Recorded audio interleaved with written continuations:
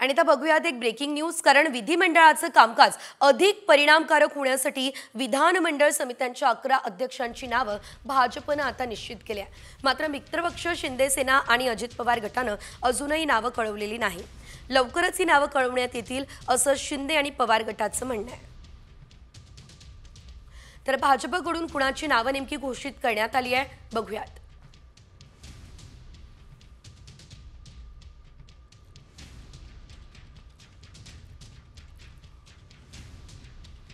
सार्वजनिक उपक्रम समितीसाठी राहुल कुल, आश्वासन समितीसाठी रवी राणा, पंचायत राज समितीसाठी संतोष दानवे पाटील यांचं नाव समोर आलंय।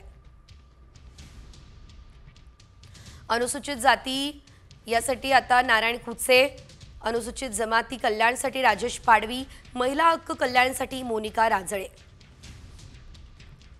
इतर मागासवर्गीय कल्याणसाठी किसन कतोरे, मराठी भाषा समितीसाठी अतुल भातखळकर, विशेष हक्क समितीसाठी राम कदम यांचं नाव आता समोर आलेलं आहे।